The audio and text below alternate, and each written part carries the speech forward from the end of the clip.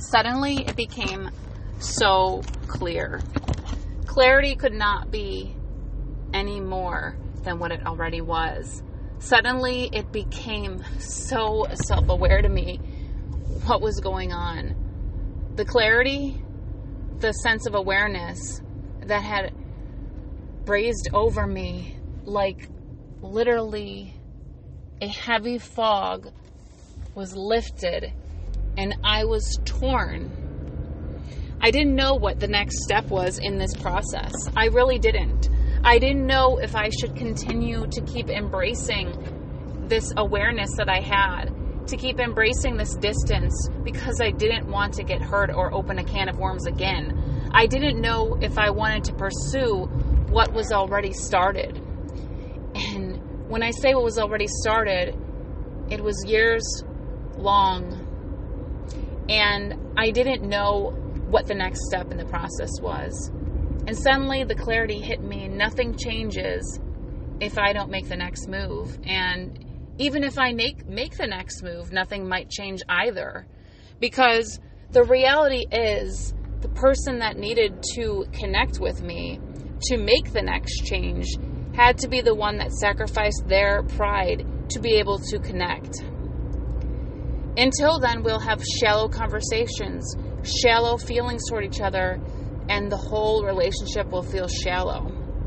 I never wanted to feel this way. I never knew I could feel this deep.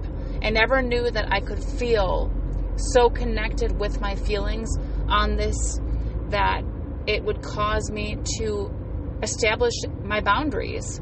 It would cause me to really reinforce my boundaries. And honestly, I didn't think I had boundaries until I realized that I needed to set them up and I needed to abide by them. And my intuition kicked in and I used my boundaries to be aware and to know when to stop and when to go.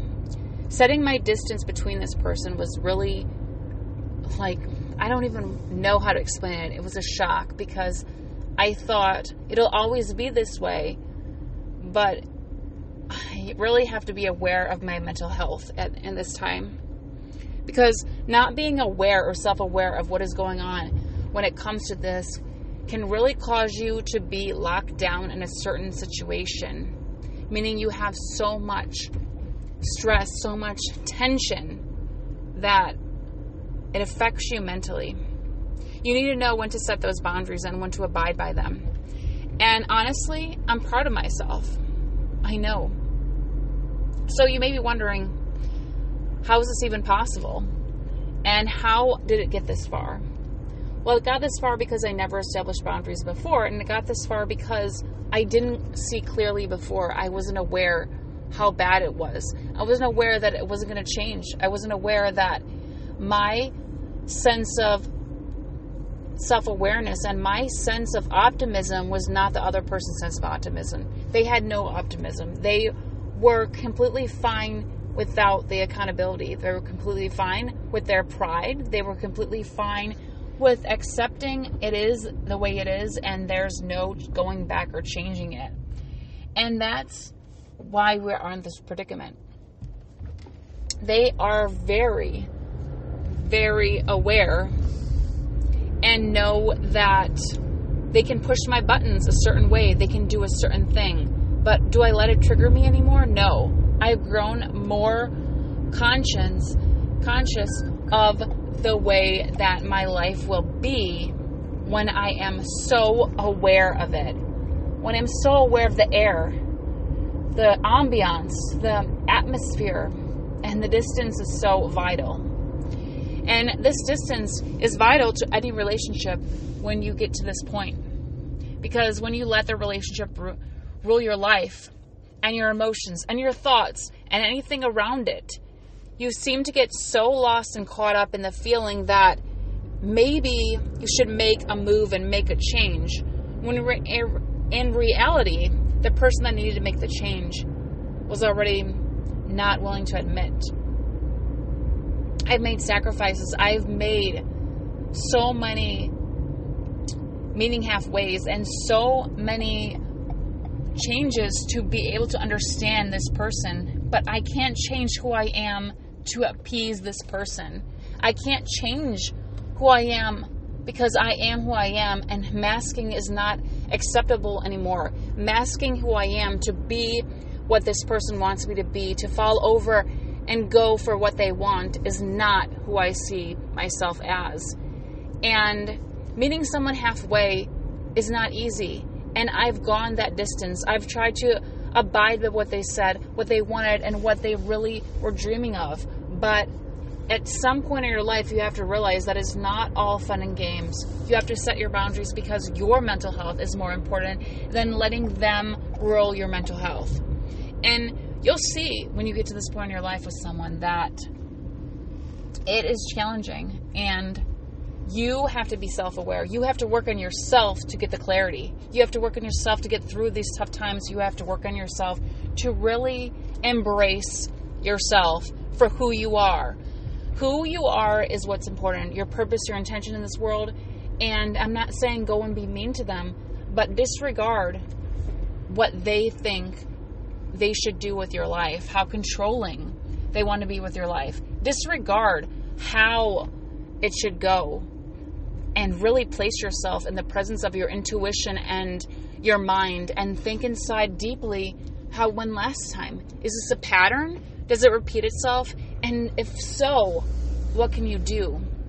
You can only try so hard, and I feel like repeating the same thing over and over again, the process, the whole idea of it is easier said than done, because it's so draining. And now I'm at the point in my life where I'm like, I will not be susceptible to this pain and retention over and over again. And I say this with great, I don't even know, I want to pursue myself, but I always say this with great passion.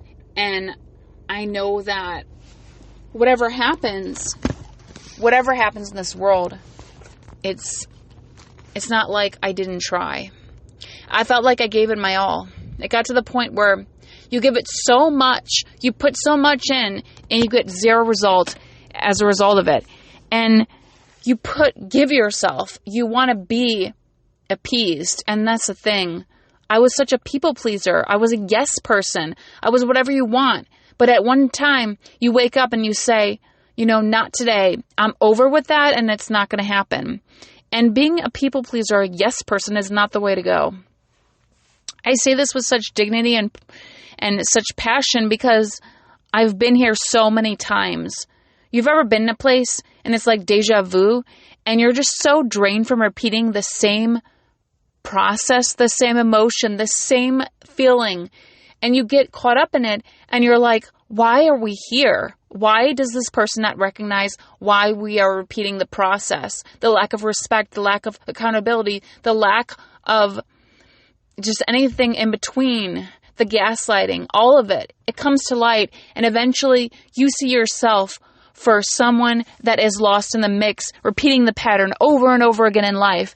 And sometimes you just have to step aside and tell yourself that you choose you. You chose yourself, your family, and you choose yourself because you know that self-care and being 100% available for your children and your spouse is what matters.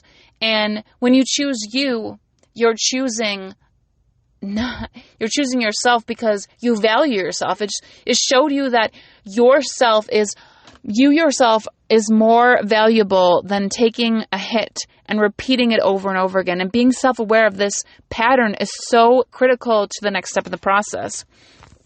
And I say the next step in the process is knowing when to tell yourself that it's okay to move on, and to tell yourself that everything is going to be okay. The world has a way of showing itself, and God has a way of placing things in people's lives that they want to show them the light. And, all you can do is pray for that person. Pray that they don't repeat the same process. Pray that they see things with clarity, with vision. The fog gets lifted, and they want to make a change in their life. They want to be the difference. They want to really embrace the relationship that they had with you. But they can't if their life is shallow and they're not willing to make these changes. And I say this because I've experienced this in life with so many people. And I think there's one main person, of course. But I say this because it's very daunting. It's very painful, and I know we all go through this, and we go, where do we go from here? Do we open the can of worms again? Do we decide to step in? Do we decide to say, hey, I cannot really function with this relationship this way because I want more out of a relationship. I want to be respected. And, we get hit with backlash because, let's face it, the person that you're telling to respect you, they literally don't understand that. They think they're respecting you and they think you're asking too much. They don't understand what respect looks like reversed. And it's really hard, I'm not going to lie, because you personally love this person. But how can you really care to want to keep repeating or caring about it when you have nothing left to give? I don't even know how to go from here. And honestly, it's puzzled me for a while. So I've sat and thought about it. And I thought, how do I get here, or why did I get here? Why are we here? And why is it such a daunting task? And why is it so impossible for this person to understand? And I feel like everyone has something in their life where they have this struggling relationship and they're trying to hold on to it. And they know they don't want to lose the relationship because this is a vital person in their life.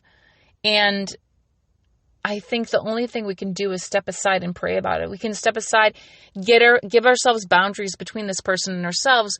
But ultimately, we need to accept that our personal health is what's important, because we cannot give out what we don't have within us.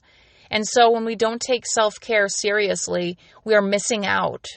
And I think this is such a challenging personal topic for many, because I see how hard it is to have a relationship. And generational trauma is no joke.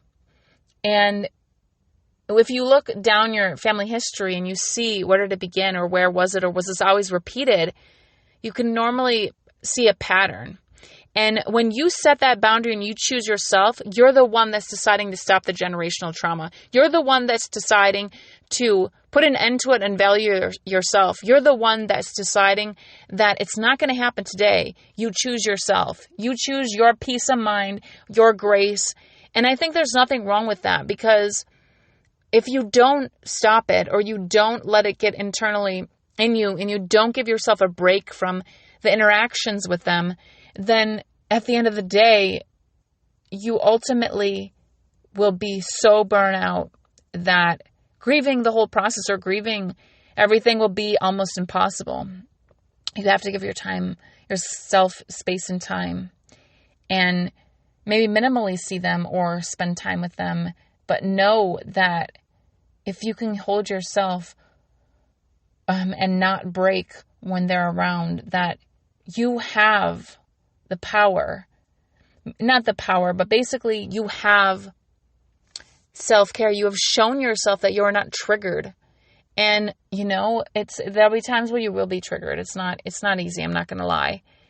And having experienced, trauma, I know how difficult it can be. I know how relationships can get.